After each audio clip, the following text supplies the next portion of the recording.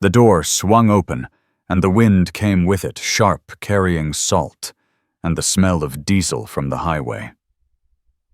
A bell above the frame rang once, then again, cutting through the chatter like a warning.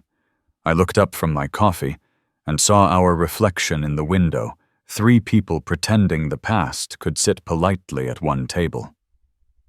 Outside, snow drifted sideways under the streetlight. Inside, a candle trembled between us, its flame bending but not breaking. Lydia's perfume arrived before her words. Ella's phone screen lit her face pale blue, her eyes somewhere far away. The waiter asked if we were ready. None of us were. That's the thing about nights that change everything. They don't announce themselves. They sneak in under the hum of country music and the scrape of silverware, and you don't notice until it's already too late. I didn't know it then, but before the snow melted, I'd lose my job, my name, and every illusion of control I'd ever held on to. What I'd find instead was something quieter, harder, and more honest than revenge. The first thing I remember that night was the sound, not the sight.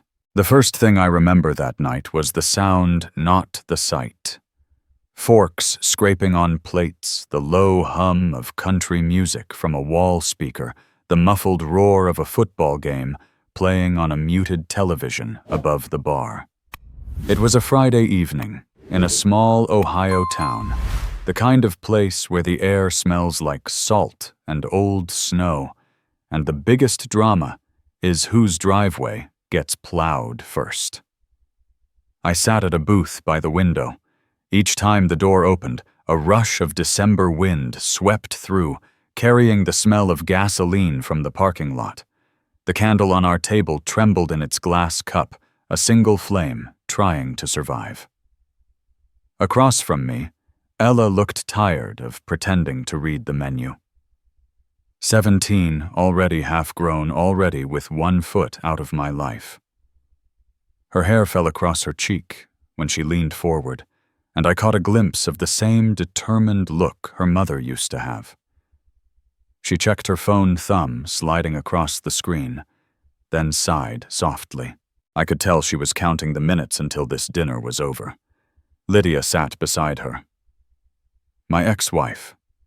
The woman who still carried my last name, but only because it matched our daughters. She wore a new perfume, sharp and floral.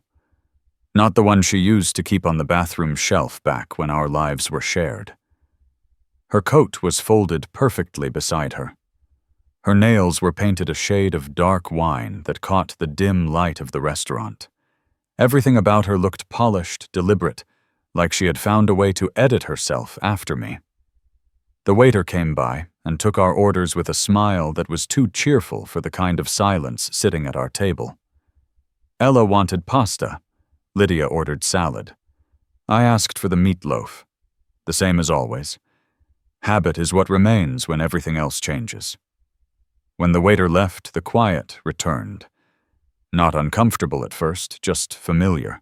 The kind of quiet people develop after years of saying too much. This dinner was part of the agreement. 1 night a month, where we pretended the past could sit politely across the table. Ella called them peace dinners. I called them endurance tests. She started talking about college. Her voice quickened as she explained application deadlines and scholarship forms. I listened. I nodded. I told her she was smart, that she would do fine anywhere she went. Lydia's voice slipped in, smooth but sharp. Maybe now you'll finally learn ambition from your mother's side. She didn't look at me when she said it. She didn't have to. The words were meant to land quietly like snow on metal. They did. I wrapped my hands around the coffee cup and let the warmth sink into my skin. In divorce, you learn that silence is a kind of armor. Every word you hold back is one less wound to clean later. I stirred the coffee until the cream disappeared into brown. I didn't look up. Ella kept talking unaware or pretending not to notice. She wanted to know if I thought Michigan winters were too harsh for her. I told her she'd manage. She smiled, a small one, but it reached her eyes. That was enough. Lydia changed the subject. "How's work at the warehouse?" she asked, her tone flat, as if it were a courtesy. "Still busy," I said. "Peak season. Trucks running late? Same as always." She nodded without listening. Her eyes drifted toward the window where the snow had started again. I glanced at my wrist. The old watch my father gave me still ticked 2 seconds fast. Stainless steel scratched loyal. It had seen more seasons than most marriages. My thumb brushed across the edge of the band. That small motion steadied me. It always did. When the food arrived, conversation stopped altogether. The plates filled the silence. Steam rose from my meatloaf, caught the candlelight, then vanished. Ella twirled her pasta. Lydia picked at lettuce. Somewhere behind us, the sound of laughter rose from the bar. It was the kind of laughter that belongs to people who still believe the night might surprise them. After a while, Lydia checked her phone. A small smile touched her lips, one I hadn't seen in years. "Connor," she said. "He's on his way." I nodded. She added almost as an afterthought. "He's picking me up from here." Ella's eyes brightened. She liked him. I didn't blame her for that. He was young, confident, the kind of man who said everything like it was already a fact. When the check came, I reached for it without thinking. Lydia reached too, then stopped. "You got it?" she asked. I told her I did. Old habits die slower than love. Ella excused herself to the restroom. That left Lydia and me with the dying candle. She thanked me for dinner. The words sounded polite, careful, empty. I said it was good to see them both. My voice surprised me with how steady it was. Sometimes even truth feels rehearsed. Outside headlights flared through the window. The SUV idled near the curb, paint black as the sky. I saw Connor through the glass, standing by the driver's door, scrolling his phone. He looked like every young executive I'd met since the company started hiring fresh faces to replace gray hair.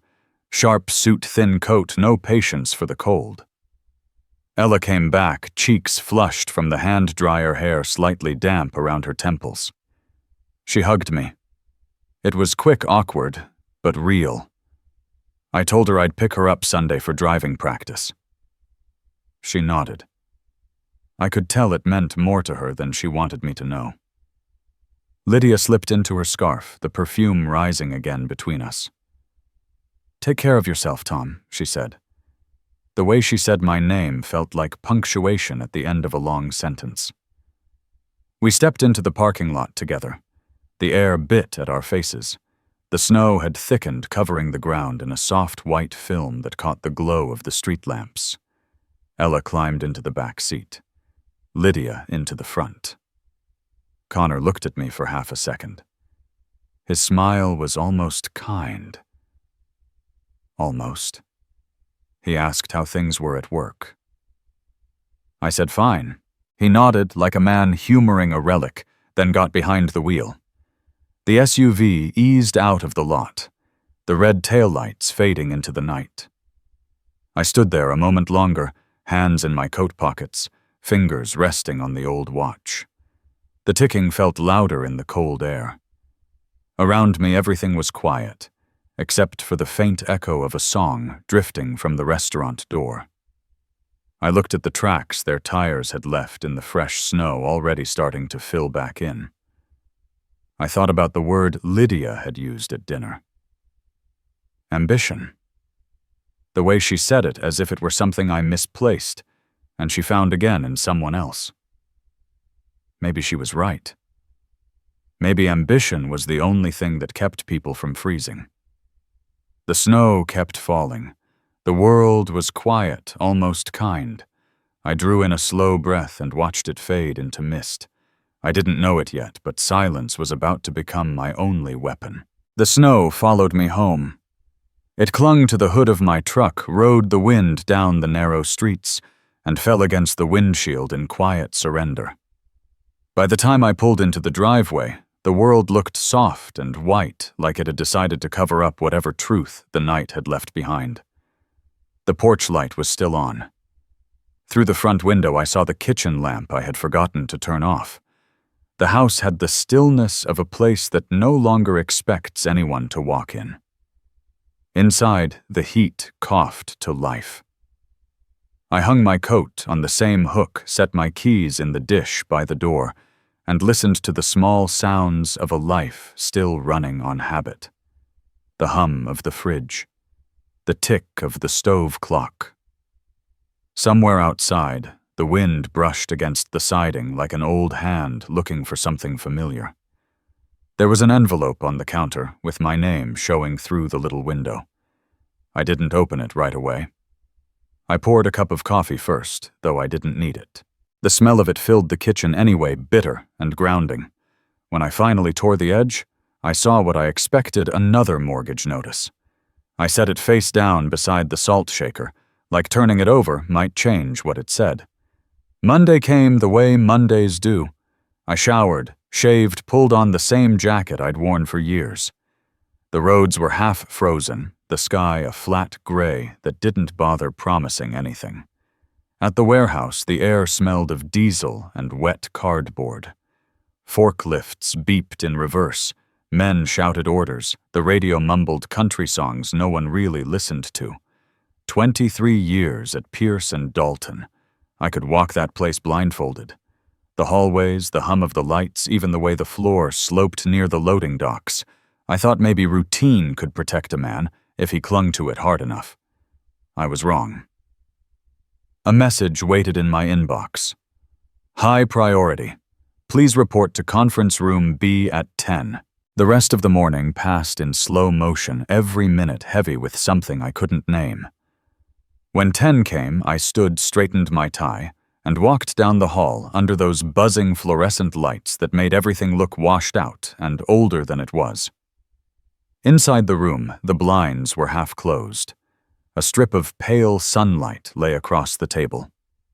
Carol from HR sat at one end, her hands resting on a folder. Across from her, Connor wore a navy suit that looked like it had been pressed an hour ago.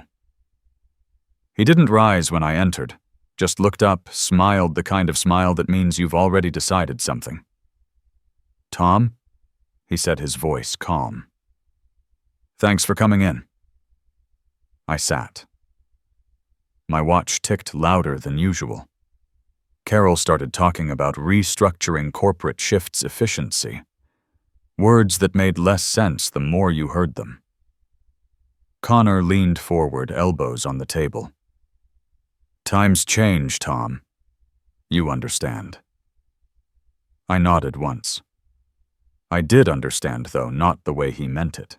Carol slid the envelope across the table. Inside, you'll find details of your severance, she said. 2 months of pay continuation of benefits for a limited period. Career transition services if you want them. Career transition. Like there's a seminar that teaches you how to lose 23 years with grace. I almost laughed, but didn't. Instead, I looked at the edge of the folder at the slight tear near the flap. Even the paper looked tired. Connor kept talking about appreciation and new directions. His voice was smooth, like a salesman rehearsing empathy. I said little. My words wouldn't matter now. When he finished, I told him, "You're right, Connor. Times do change." He nodded like he'd won something. There was a security guard waiting outside the door. A kid barely older than my daughter. He didn't make eye contact, just gestured toward the hallway. I gathered my things into a small box. The photo of Ella from her 10th birthday, the mug with the company logo, faded to a ghost of letters, a paperweight shaped like a truck. As I passed the copier, I caught sight of Mark, an old co-worker. He looked up, then down, pretending to reread the same sheet twice. In that silence, I understood everything men never say to each other. The guard mumbled something that might have been good luck when we reached the door. I nodded, stepped out into the cold, and felt the weight of 23 years settle behind me, like snow on a roof. Driving home, I let the radio play without hearing it. My hands moved on instinct, turn, brake, accelerate. The day blurred into a single, long exhale. By the time I pulled into my driveway, the snow had started again, thinner this time, almost shy. The house waited the way it always did. I placed the box on a chair and opened the envelope from the bank. Numbers and warnings. Nothing new. I set it next to the severance packet, 2 piles of paper that said the same thing in different languages. You are on your own now. Later, I called Glenn. We'd known each other since high school, back when we both thought we'd make something of ourselves. He became a lawyer in the city. I stayed here, kept things moving, built a life out of schedules and work gloves. When I told him what happened, he didn't interrupt, just breathed on the other end. That's age discrimination, he said finally. You could have a case, Tom. 23 years, no complaints, and they replace you with a kid in a custom suit. You don't have to take that. I looked at the papers spread across the table at the empty chair where Ella usually sat when she came over. The afternoon light fell through the window, thin and gray painting, everything the same color. I don't want to fight in a courtroom, I said. I don't want her to see me dragging this through mud. I need to find a way to stand up again, not swing back. Glenn sighed. You always were too proud for your own good. Maybe I said. But I'd rather fail on my feet than win on my knees. He laughed softly, the kind of laugh that carries both respect and disbelief. We talked about money options, ways to stay afloat. When I hung up, the house was silent again. It felt larger than before, though I hadn't moved a thing. Night came early. I left the kitchen light on, poured another cup of coffee I didn't drink. The papers lay in front of me like a small battlefield severance packet on one side, mortgage notice on the other. Between them sat my watch, ticking, steady, loyal. I rested my hand over it and let the sound fill the quiet. I thought of Ella then. Her voice when she talked about college. The way she smiled when she believed in something. I wanted to call her to tell her it was fine that her old man was tougher than paperwork. But I didn't. Some truths have to wait until they sound less like pity. At some point, I must have drifted. The coffee went cold. The clock hands crept toward midnight. The sound that woke me wasn't loud, just a vibration against the table. My phone face-down screen lighting the wood in a soft blue glow. I turned it over, expecting another automated email, another reminder that something had ended. Instead, I saw a name I hadn't seen in years. 3 letters for the first name, a last name that stirred an old memory. The message was short. Need someone who knows Pierce and Dalton inside out. Interested. I stared at it for a long moment, long enough for the screen to dim again. The glow faded, leaving me with the hum of the fridge, the smell of cold coffee, and the steady rhythm of the watch beneath my hand. The kitchen felt like the last warm room in a frozen town. I didn't answer right away. I just sat there listening to the house breathe around me, letting the silence do what words never could. The refrigerator hummed in the background. The kitchen light cast a thin circle on the table, the kind that made shadows longer than they should be. My hand rested on the phone, its black screen reflecting my face in pieces. The message was still there. Waiting. FH.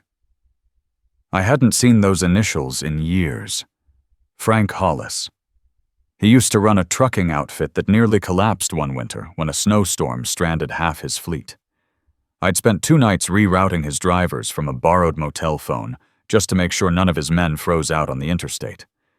He'd called me the last honest dispatcher in Ohio. We hadn't spoken since. His email was short. He was buying Pierce and Dalton, or trying to. Said the books didn't look clean. He needed someone who knew how the money was supposed to move and who wouldn't flinch from the truth. My name, he wrote, kept coming up. I stared at the message for a while, coffee cooling beside me. The idea of walking back into that building made something in my chest tighten. But there was another feeling, too. A quiet one. The kind you get when life offers you a second chance, though you know it will hurt to take it. I typed 3 words. I am listening. The reply came before I'd finished the cup. Tomorrow. Same diner off Highway 9. Noon.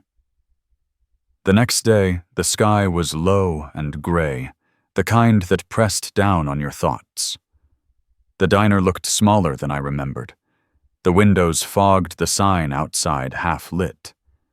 Frank sat in the corner booth, facing the door like a man who still didn't trust the world to let him relax. He looked older, heavier in the face, but the eyes were sharp as ever. "Good to see you, Tom," he said, standing halfway before sinking back into the seat. He pushed a mug toward me. "Coffee's fresh." "Well, as fresh as this place gets." We sat for a minute without talking. The waitress passed by, dropping a plate of fries on the next table. Somewhere behind us, a truck engine idled. When Frank spoke again, his tone was lower, all business. "I'm moving on Pierce and Dalton." Quietly. "I need to know what I'm buying before I sign. The numbers aren't adding up." He opened a manila folder and slid it across the table. I didn't touch it right away. The logo on the top page was the same one that used to hang above my desk for 23 years. "You've got auditors," I said. "What do you need me for?" "Auditors write what they're told to see. I need someone who knows where the dirt actually settles. You always had a sense for that." He leaned back, studying me. I could feel the weight of his trust and the risk behind it. "You'd be off the books," he said. "Just you and me knowing. A quiet consult. You find what's wrong, I'll make it right." I took a sip of coffee. It was burnt and bitter, but it steadied me. "You understand what you're asking," I said. "That building doesn't forget faces." He smiled, slow and certain. "That's exactly why I need yours." Outside, snow started to fall again. By the time we stood to leave, the parking lot was white and slick, and the wind had picked up. Frank handed me the folder before walking to his truck. His hand was warm, steady. When he said, "Take your time," his tone carried something else. He knew what this would stir up. A week later, I stood in the lobby of Pierce and Dalton again. The security desk was new. The receptionist wasn't. She glanced at my visitor badge and offered a polite, meaningless smile. The same hum of fluorescent lights, the same faint smell of oil and coffee, but everything else felt off, like someone had painted over an old photograph and forgotten to wait for the color to dry. They gave me a temporary office near the finance department. Small room, 1 window, a desk that had seen too many owners. Through the glass, I could see the loading docks, same crooked yellow lines, same trucks coming and going like restless animals. My cover was simple. Independent consultant for Frank's acquisition review. I was there to evaluate internal controls. No one asked more than they had to. The first few days were slow. Spreadsheets, emails, reports. I recognized names I used to know by voice. A few old contacts passed by my office, some pretending not to see me, some giving the polite nod reserved for ghosts. At night, When the floors cleared and the only sounds were the hum of servers and the vacuum cleaner down the hall, I stayed. Old habits. I went through line after line of financial data until the numbers blurred. And then I saw it. A name I didn't recognize. Lycor Consulting. It was small at first, a vendor account. A few thousand here, a few thousand there. All filed as strategy fees. Legitimate on paper. But the rhythm was wrong. Regular payments, same days each month, always a few days after the company's big invoices cleared. I checked the registration details. A small suite in another town, the kind used by mailbox firms and shell corporations. I stared at the name until my eyes hurt. Lycor. The word was familiar, but I couldn't place it. It nagged at me all night. By morning it came back. Ella had mentioned it once, over dinner, months ago. She'd said her mother was running a small consulting firm now. Lydia had called it Lycor because it sounded strong, clean, modern. I remembered her saying that, remembered the way she smiled when she did. The same smile she used to wear when she knew she was winning an argument.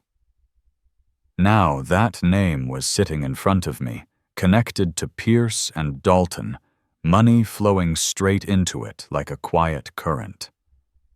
Connor's company feeding Lydia's through the back door. My hands went still on the keyboard. The office felt smaller. The air grew thin.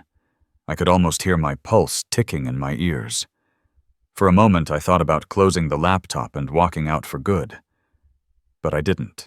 I started opening files instead, one by one. Every invoice from Lycor, every transfer authorization, every approval email. I copied them carefully to an external drive. Each file a thread of something larger and uglier than I'd expected. The progress bar crept forward. I wrote down amounts, dates, notes. Pen and paper, something real to hold on to when everything else felt digital and slippery. Halfway through, my phone buzzed. Ella. 3 words. How are you? I stared at the message longer than I should have. For a moment I thought about writing that I'd landed on my feet, that work was steady again, that things were fine. Instead, I typed, doing what I can. Proud of you. Talk soon. Some lies are harder to tell than others. The transfer finished. I unplugged the drive and slipped it into my jacket pocket. It felt heavier than it should, like carrying proof of something I didn't want to believe. When I left, the hall was empty. Only the low hum of the building filled the air. I passed the same copier that had once jammed every Friday, the same water cooler where I'd heard more truths than meetings ever revealed. Everything looked the same, yet nothing was. At the door, I glanced back toward the finance wing. Behind those walls, numbers had become masks, and people I once knew had learned to wear them well. I tightened my grip on the drive and stepped into the night. Outside, the cold bit through my coat. The yard lights painted the snow in yellow pools. A truck rumbled in the distance, idling steady. I stood there for a long time, watching my breath disappear into the dark, the drive pressing against my chest. They thought I was auditing numbers. I was auditing conscience. The cold still lingered in the air when I left the building that night. The kind of cold that hums against your teeth, dry and sharp. I stood for a moment under the yard lights, watching the snow turn from white to gold beneath the lamps. In my pocket, the small drive pressed against my chest like a heartbeat. I knew what was inside. It could change everything, though I didn't yet know how much of me it would cost. By the time I reached the diner on Highway 9, the night had grown heavier. The neon sign outside flickered between red and blue, buzzing like an old radio caught between stations. Inside, the air smelled of burnt coffee, fried bacon, and something metallic from the griddle. It wasn't the kind of place you met for business. It was the kind of place where truth came easier because the walls had already heard worse. Frank was there before me. He sat in the corner booth, hands folded around a chipped mug. When he saw me, he nodded once the way men do when words aren't necessary yet. I slid into the seat across from him and set the drive on the table. It made a small sound lighter than its weight. He looked at it for a moment, then looked at me. "That it?" he asked. "That's part of it," I said. "Enough to see the pattern." I opened my notebook, the same one I'd been filling for weeks. Lines, numbers, arrows, ink smudged where my hand had rested too long. He leaned in as I turned the page. "They've been draining the company through a shell called Lycor Consulting. Small transfers at first, then bigger ones. Same schedule, same signatures." He didn't move, just stared at the name I'd circled. His eyes narrowed slightly. "Lydia," he said quietly. I nodded once. His jaw tightened, but only for a moment. Then he leaned back, exhaling through his nose like a man who had seen this kind of rot before. "Then we buy them out," he said. "Before they even know they're broke." "This isn't about payback," I said. "I'm not here to burn anyone down." He looked at me across the table, steady, without judgment. "You're here to show me the truth," he said. "I'm here to decide what to do with it. But when men steal from their own table, you don't argue with them. You take the table back." The waitress refilled our cups, leaving a plate of pie that neither of us touched. I sat there for a while, watching the steam rise from the coffee. Somewhere outside, a semi rumbled past on the highway headlights, sweeping through the fogged window like ghosts. The next few months were a long stretch of silence. My world shrank into loops of routine house truck office late nights, with files that told their stories in numbers and ink. Frank moved in shadows, buying small blocks of shares under names that sounded like office parks. I stayed in my corner cleaning the books, tracking where the lies led. Each invoice I uncovered made the floor a little less steady under Connor's empire. At the office, Connor walked with his usual arrogance. He was planning an IPO, bragging to investors about how bright the future looked. I'd see him sometimes in the hallway, laughing too loud, slapping backs. He looked like a man who'd forgotten gravity existed. "We're taking this thing public," he told a group one afternoon, his voice spilling out of the conference room. "We're a growth story now, gentlemen." I kept walking. That kind of confidence always has an expiration date. At home, the kitchen was quieter these days. Ella dropped by sometimes on weekends. She was working on college essays. Her face lit up when she talked about the future. One afternoon, she handed me a letter, her hands shaking slightly. "I got into Michigan," she said. Her voice cracked on the last word. I hugged her before I could think about it. The house felt alive again for a few seconds. "You proud?" she asked. "More than you know," I said. I didn't tell her I was still living off savings, or that half my nights were spent in that same cold office gathering evidence that might one day clear my name. She didn't need that weight. I'd carry it until the ground leveled again. Back at the company, I kept digging. Each file was a doorway. Each doorway led to another truth. I mapped the flows on paper old school, because ink doesn't vanish when someone pulls a plug. By March, I could see the shape of the whole thing, where the money went, who signed what, how it all looped back to Lycor. One night the building was empty, except for me. The air had that stillness that only comes after 10, when even the cleaning crews have gone.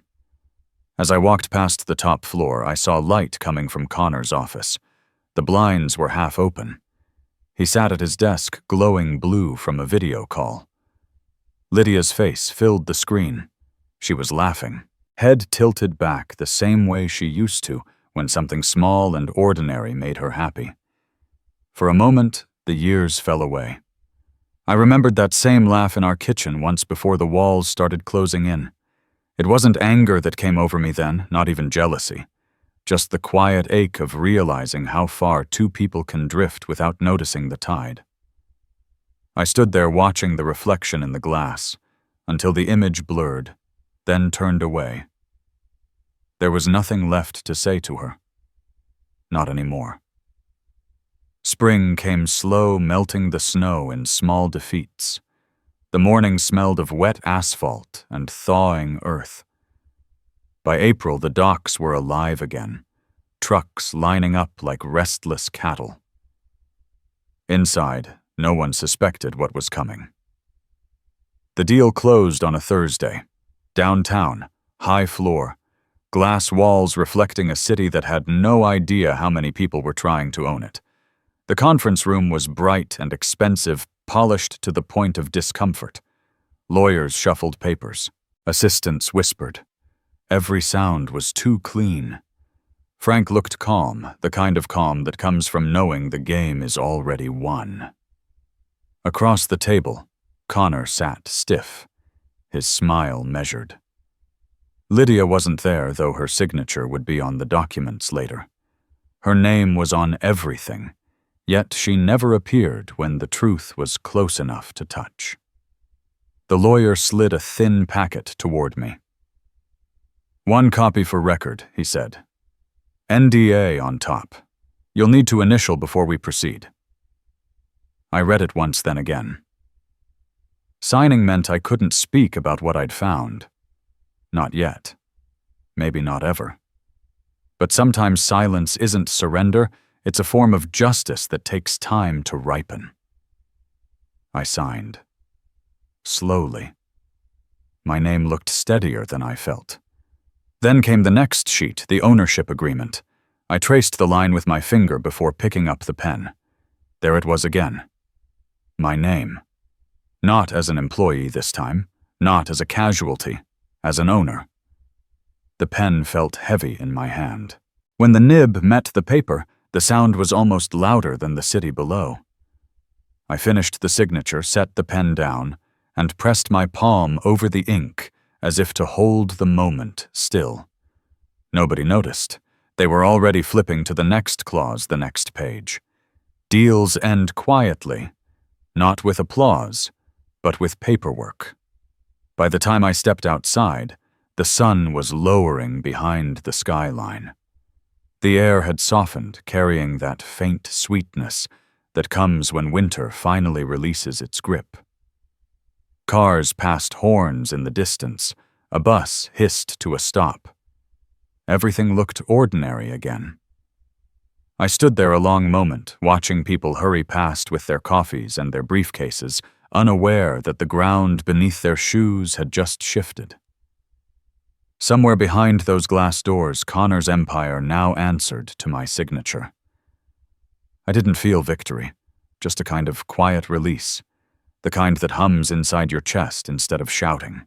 Maybe that's what dignity sounds like, silence after the storm. The city faded behind me as I drove home, the skyline shrinking in the rearview mirror until it was just a blur of glass and winter haze. The road was wet from a morning thaw, and the tires hummed over the asphalt like a low memory I couldn't quite turn off. I rolled the window down halfway, letting the cold air in. It smelled like melting snow and old steel, a smell that always reminded me of endings that pretend to be beginnings. The house was waiting silent, as always. The same faint creak in the hallway floor. The same clock ticking too loud for an empty kitchen. I hung my jacket over the chair, sat at the table, and stared at the notebook I'd left open. The lines looked impossibly clean, like untouched snow. I picked up the pen and waited for the first word to come. I started with Lydia's name, just her name. For a long time, I didn't move beyond that. The pen rested against the paper, trembling slightly from the weight of everything I hadn't said. When I finally began, it wasn't about betrayal or money or what she'd done.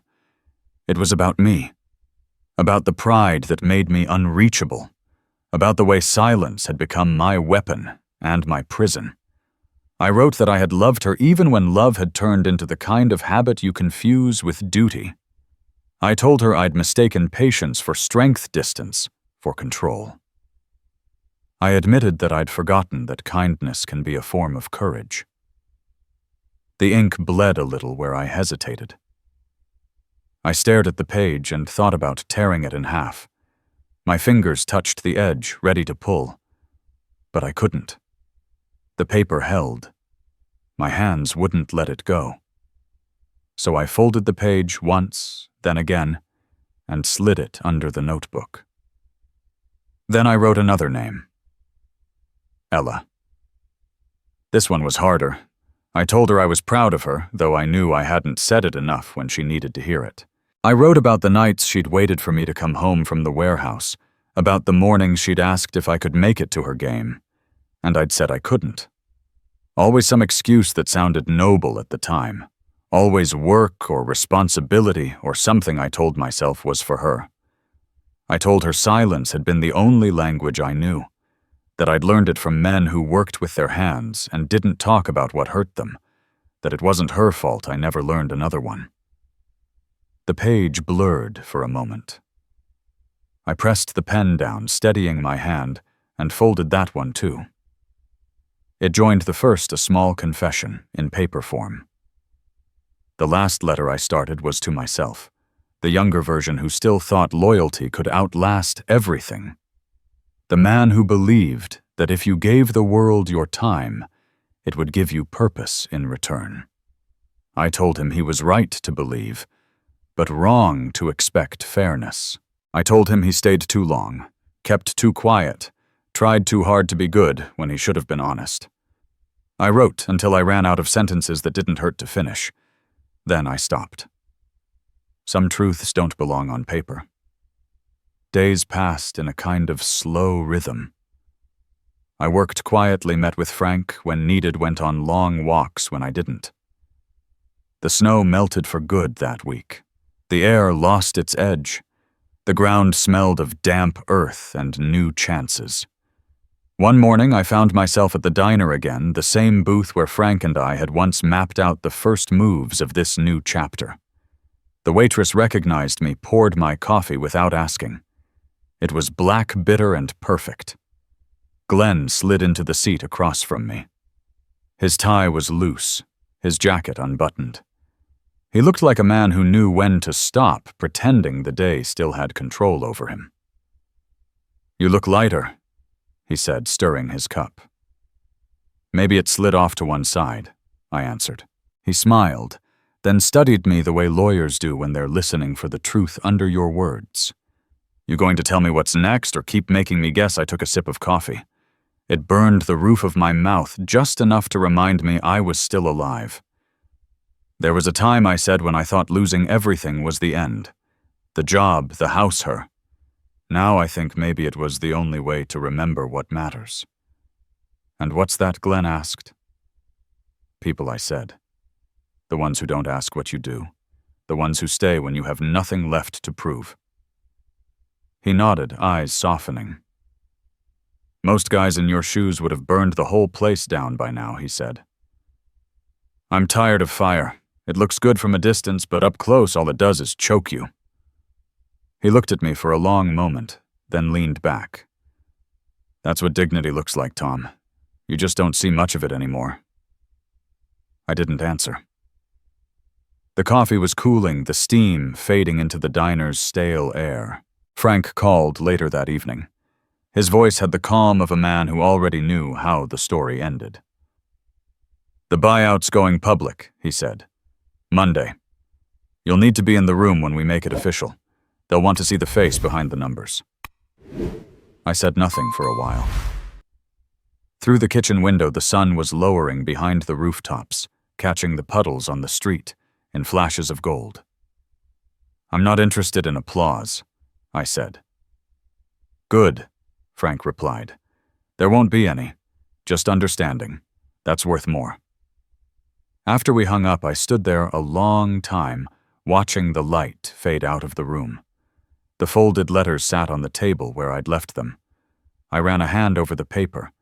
The edges were soft now, worn from being handled too often. Sunday came quiet. I pressed a clean shirt, set it on the back of a chair. Ella texted me from campus. A photo of her dorm. Brick walls, wide windows, sunlight. I told her it looked solid. She sent back a simple heart. It was enough. That night I lay awake for a while, the dark pressing close, but not heavy. The heater clicked on and off. Somewhere outside, a car passed its headlights, sliding across the ceiling before vanishing. I thought of Lydia's laugh. Not the one I'd seen flicker on that computer screen, but the one from years ago in our kitchen, when life was simpler, and we still believed love could fix anything. The sound of it came back like an echo from another time. Maybe redemption isn't about being forgiven. Maybe it's about remembering what you were before the noise began. My watch ticked steady against my skin, marking the seconds I'd stopped counting years ago. By morning, the same people who once called me obsolete would be waiting for my signature to move their future forward. I closed my eyes and let the thought settle, not as triumph, not as revenge, but as balance. The quiet kind. The kind that finally feels like peace. Morning crept in through the blinds, thin and gray, the kind that doesn't bother to promise sunshine. I sat on the edge of the bed for a while, watching my breath in the faint light. The heater clicked, stopped, then clicked again. Everything sounded louder on mornings like this, when silence still had something to say. The coffee maker sputtered to life in the kitchen. I stood there with the cup warming my hand, watching steam rise and fade against the window. Across the street, a man in a denim jacket loaded tools into his truck, his movements slow, steady, unbothered by the cold. For a moment I envied that kind of routine, the kind that doesn't change with betrayal or promotion. The shirt I'd pressed the night before waited on the back of the chair. The tie felt unfamiliar after months of open collars. I adjusted it twice, then once more, until it felt right. In the mirror, the man looking back wasn't angry anymore, just certain. The drive downtown was quiet. The city was still half asleep, steam curling from manholes, cars sliding by without hurry. My palms were dry, but my heart wasn't still. Some truths shake you even when you're the one speaking them. The building loomed ahead, glass and steel, catching what little light the morning gave. I parked, walked through the revolving doors, and nodded to the young man at the front desk who didn't know my name yet. The elevator hummed upward floor after floor until it opened onto the top level. The boardroom smelled of polish and filtered air. A long table stretched across the room, all dark wood and quiet ambition. Chairs filled one by one. Soft greetings, the rustle of papers, the low hum of conversation. Connor stood near the head of the table. A man rehearsed to perfection his suit, tailored sharp, his voice even sharper. He greeted people with that easy charm that looks like confidence until you know what's underneath. Lydia sat near the front legs, crossed, smile composed. Her earrings caught the light each time she turned her head. From where I stood by the back wall, she looked like she belonged here. Maybe she always did. Frank was at the far end, flipping through a folder. When our eyes met, he gave a small nod, barely a motion, but enough. I took my seat beside him. The papers in front of me were neatly aligned edges, sharp as promises kept too long. Connor cleared his throat and stepped to the podium. His voice filled the room like music written for himself. "Thank you all for being here," he said. Today is about integrity and innovation, about leading Pierce and Dalton into a future built on trust. He spoke about growth, about markets, about a vision for tomorrow. I watched the faces around the table nodding in rhythm to the corporate lullaby. Somewhere near the back, a chair scraped faintly against the floor. Someone exhaled, quick and sharp, as if the air had suddenly turned heavier. Frank waited until Connor finished his speech. Then he closed his folder, set it down on the table, and straightened.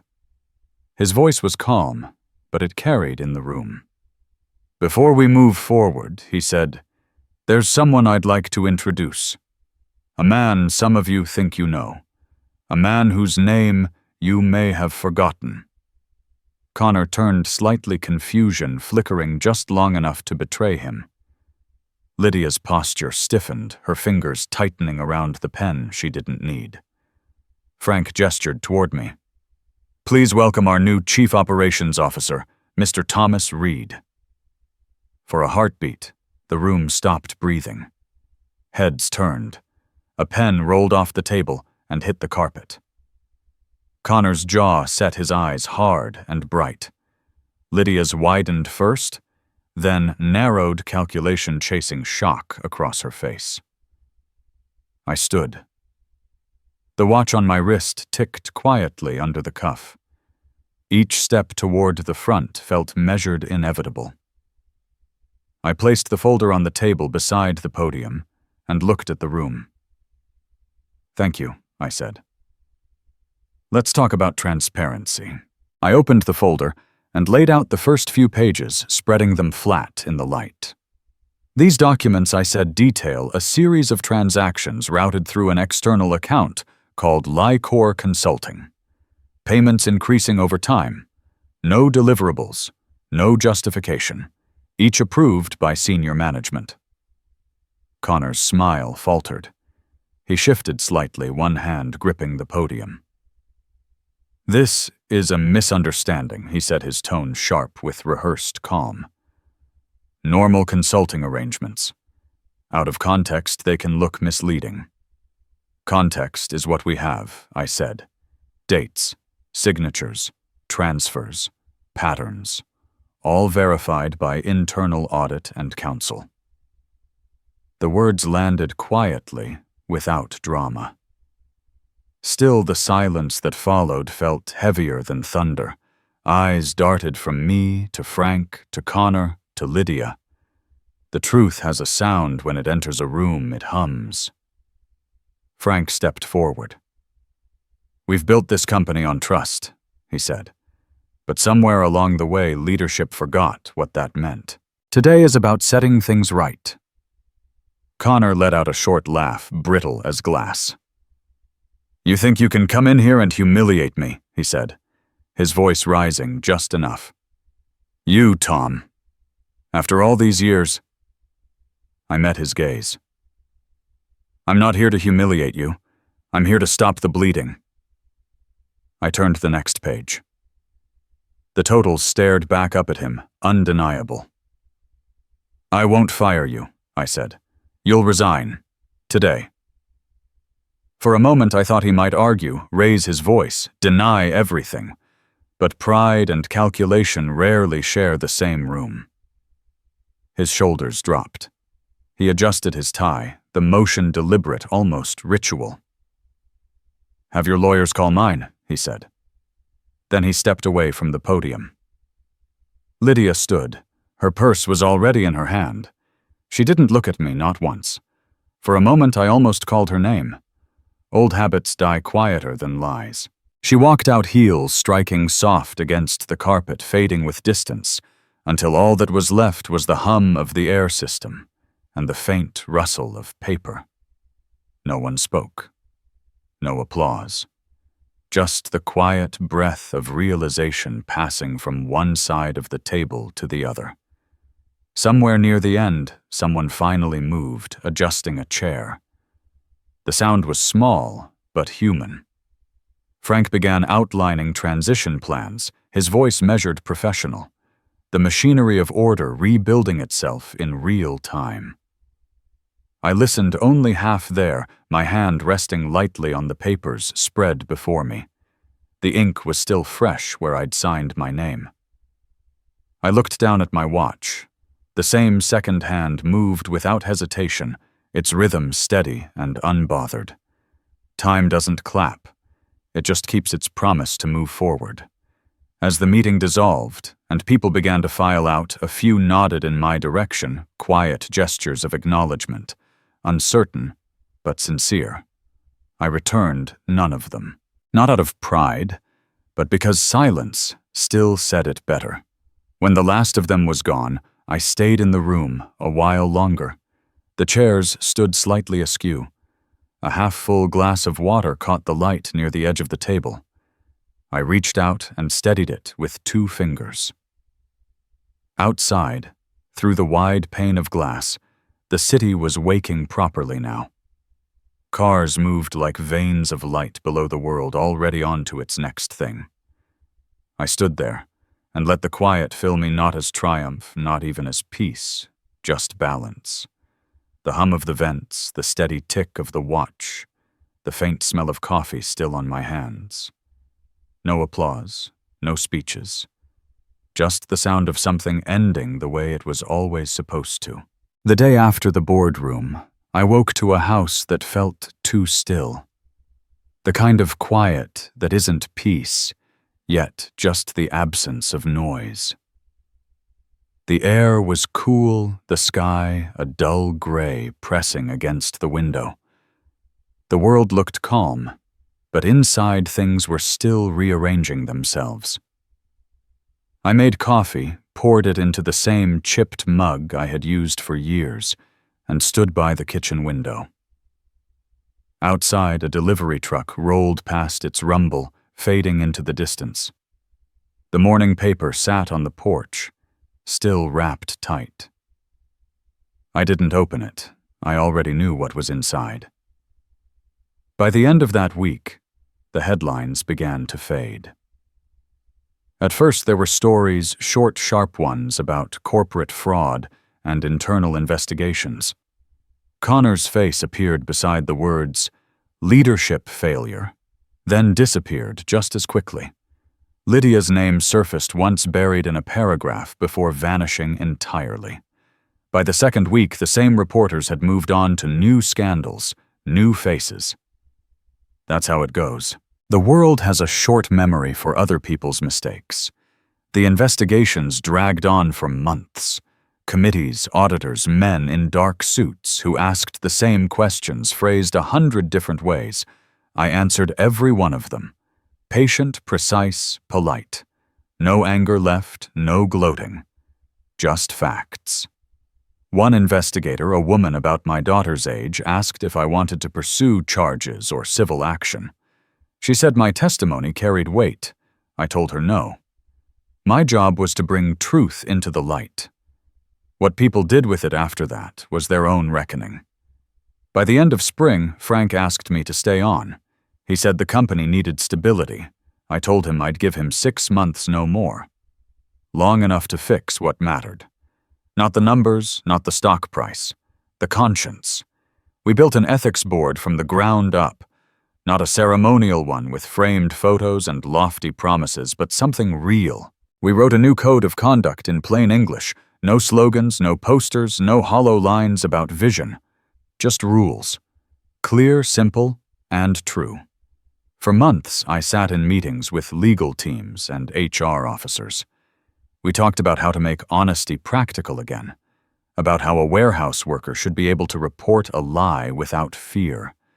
We didn't talk about redemption. We built systems for it instead. The first time someone spoke up about an issue and didn't get punished, I saw change begin, not dramatic, not loud, but honest. That was enough for me. When the 6 months were done, I called Frank into my office. I told him I was stepping aside. He looked at me across the desk. "You could stay," he said. "You earned that right." I shook my head. I didn't earn a title. I earned quiet. He leaned back, studying me. You could have destroyed them, Tom. You had everything proof leverage the law. Why stop where you did? Because dignity isn't about winning, I said. It's about restraint. He smiled, then faint and understanding. You're a strange man, he said. That's why I like you. After that, my world grew smaller, in the best way. Mornings were mine again. The house smelled like coffee and cedar and fresh air through an open window. Some days I'd drive past the old office just to see the trucks lined up, engines humming. The world had gone on. So had I. With what I'd saved, I started something small, a scholarship fund. Not for prestige schools or press releases, just for people who wanted to work with their hands, build something real, earn a living by effort, not connections. I called it the Reed Initiative for Honest Work. The name felt too formal at first, but it grew on me. A promise wrapped in a title. I called Ella that night. I told her about it. I said I was naming it after her. She went quiet on the other end. You're doing this for me. I'm doing it because of you, I said. That's different. She laughed softly. The kind of laugh that doesn't come from humor, but from understanding. We talked for a while about small things, her classes, the weather, some movie she'd seen. When we hung up, I sat there listening to the empty dial tone and felt something I hadn't felt in years. Ease. A few weeks later, a letter came from a law firm in Boston. It was from Lydia's attorney. A polite, clinical notice asking for certain documents as part of her ongoing case. There was no note, no personal line, just procedure. I read it twice, then set it down. The house was quiet, except for the refrigerator hum. I thought about her for a long time, not as a betrayal, not as a wound, just as a person who had made choices and would have to live with them the way we all do. That evening, I logged into my bank account. I transferred a small sum to the firm's retainer account, marked it clearly in the memo for legal representation only. Not enough to save her. Just enough so she wouldn't be swallowed whole by the process. My hand hovered over the keyboard before I clicked send. I didn't call it forgiveness. It wasn't that. It was closure, the kind that asks for nothing in return. I shut the laptop, leaned back, and listened to the clock tick on the wall. Each second fell into the next like footsteps down a hallway that had finally reached its end. The seasons turned again. Connor's name stopped appearing anywhere. Lydia's online life erased itself. The company moved forward, new faces filling old chairs. I drove less, walked more, watched the world shrink back to a manageable size. One evening in early summer, I sat on the porch as the day stretched its last light across the street. The air smelled of cut grass and faint smoke from a barbecue somewhere down the block. Kids rode bikes in slow circles. The kind of evening where the world feels almost forgiven. I was halfway through a glass of water when I heard footsteps on the walkway. I looked up and saw Ella, her hair pulled back, jacket hanging loose over a college sweatshirt. She looked older now, more her mother's face than mine. But her smile, soft, uncertain, still carried something familiar. She stopped at the porch steps and held out a small, wrapped box.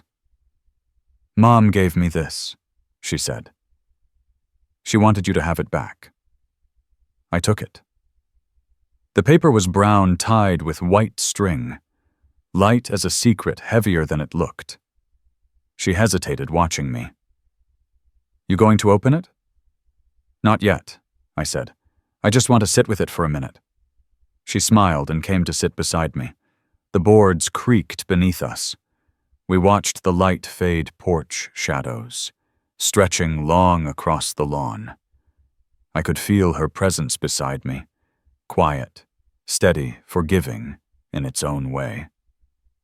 After a while, I untied the string. Inside, wrapped in thin tissue paper, was my old wedding ring. The gold had dulled the engraving inside, nearly gone. I turned it in my hand, feeling the smoothness where time had worn it down. The metal caught a thin edge of the porch light, soft and trembling. Ella reached over and touched my arm just once before pulling back. It was a small thing, but after all the years of silence, it felt like forgiveness. I closed my hand around the ring and let the night settle around us. No grand words, no final speeches, just the quiet hum of the streetlight and the steady rhythm of our breathing. Honor, I realized, doesn't come free. It costs time, silence, and sometimes the part of you that wanted to win. But sitting there beside my daughter, I knew I had paid the right price. The ring was still in my hand when the night settled around us. Porch light flickered against the falling snow, soft and steady. Ella sat beside me, quiet, watching the white drift gather on the steps. I didn't speak. There was nothing left to explain. Some things lose their weight when silence carries them long enough. Mornings came slower after that. I woke to the hum of the old radiator, the faint smell of coffee seeping through the walls. Outside, the air held that clean stillness that comes only after the hard seasons have passed. The world wasn't new, but it was lighter somehow. I spent most of my days in the workshop behind the house. What used to be storage had become a place for rebuilding engines tables, sometimes myself. The air smelled of oil sawdust and the faint sweetness of pine from the boards stacked by the wall. Light filtered through the window in thin gold lines, dust moving through it like memory. The old Ford sat in the center, its hood propped open. I had stripped it down piece by piece, learning its language again. There was something honest about metal. It doesn't lie about its limits. It either bends or breaks. Every so often someone from the old plant stopped by. They'd shake my hand, talk about new contracts, new management. Nobody mentioned the headlines or the boardroom. I was grateful for that. The world moves on faster than our regrets. By summer, I started the scholarship fund, the Reed Initiative for Honest Work. A modest name for a simple idea that good work deserves a chance. The bank sent me profiles letters from kids who didn't have much, but wanted to build something with their hands. I read each one at the kitchen table, coffee going cold beside me. I didn't look for perfect grades or neat penmanship, just truth in the words. You can tell when someone means what they write. Ella called the day I signed the first check. She sounded proud, though she tried not to show it. Said she'd come by the next weekend to help with the Ford. I told her to bring gloves. She laughed, said she'd wear the old jacket I used to keep in the truck. The kind of laugh that stayed in your chest long after the call ended. Fall came with the smell of rain and burnt leaves. The world shifted into quieter colors. I liked it that way. By December, the snow returned, soft at first, then steady. The days grew shorter, the nights longer but gentler. The envelope came just before Christmas. Thick paper handwriting I knew before I saw the name. Lydia. I stood by the window while I opened it, snow tapping softly against the glass. The card was plain, a farmhouse in winter light in one window. Inside, the words were careful, almost restrained. She thanked me for the help. She didn't ask for forgiveness. She didn't offer it either. Just one line near the bottom. You were right about silence. It took me a while to learn it. I let the words rest there, the ink curling slightly at the edges. I felt no anger. No relief either. Just a kind of understanding that arrives too late to be useful, but still worth keeping. I placed the card on the window ledge beside my father's old watch. The hands were still working slow but steady, the second ticking like a quiet heartbeat. When Ella arrived the next day, the porch was buried in white. She carried grocery bags in both arms, cheeks flushed from the cold. I opened the door, stepped aside. "You planning to stay all week?" I asked. She laughed as she passed me, snow melting in her hair. "Maybe I don't trust your cooking." We spent the afternoon in the kitchen, her moving easily around the counters, me mostly in the way. She hummed sometimes half of a tune she probably didn't realize she was repeating. It filled the house in a way I hadn't heard in years. Later, she saw the card on the ledge. She picked it up, turned it in her hand. "She sent this," she said. "She did. You going to write back?" "No," I said. "Some things are better left resting." She nodded once, no judgment in it, then smiled faintly and went back to the stove. The smell of garlic filled the air, warm and steady. I watched her move her hair, catching the light, and realized that sometimes redemption isn't a moment. It's a series of small, ordinary days that don't hurt anymore. After dinner, we went out to the workshop. The Ford stood ready. I turned the key. The engine hesitated, coughed, then caught with a deep, throaty growl that filled the small space. Ella clapped her hands together, laughing. "It's alive," she said. "Still is," I told her. We drove around the block, once headlights sweeping over snowbanks and bare trees. The air was sharp, and the heater barely worked, but I didn't care. She talked about school, about maybe moving west after graduation. I listened. The road hummed beneath us, steady, as the heartbeat of something still holding on. When we pulled back into the driveway, the house glowed from the porch lamp. We sat in the truck for a moment before she spoke. "You happy now, Dad?" I looked at her the way her breath fogged in the air, the reflection of the light in her eyes. "Happiness isn't loud," I said. "It just stops needing to prove itself." She smiled, small and certain, and got out of the car. Her footsteps crunched softly on the snow. I stayed a while longer, letting the engine idle, the sound fading into the cold. That night, after she went to bed, I stood by the window again. The watch ticked faintly beside Lydia's card. Snow fell slow, unhurried. I could hear the wind brushing against the eaves, the hum of the heater, the soft rhythm of a house at peace. I walked to the porch, turned on the lamp. The light spread over the steps, over the snow-covered yard, reaching out into the quiet street beyond. Somewhere far off, a car passed its headlights, slicing through the dark for a moment before fading away. I thought about everything that had come before the boardroom. The lies, the laughter, the silence that followed. None of it felt heavy now. Just part of the story that had already been told. She laughed when I lost everything. I smiled when I learned that justice doesn't roar, it signs the paycheck. I turned off the porch light. Snow kept falling quiet and steady. The world kept moving, and so did I.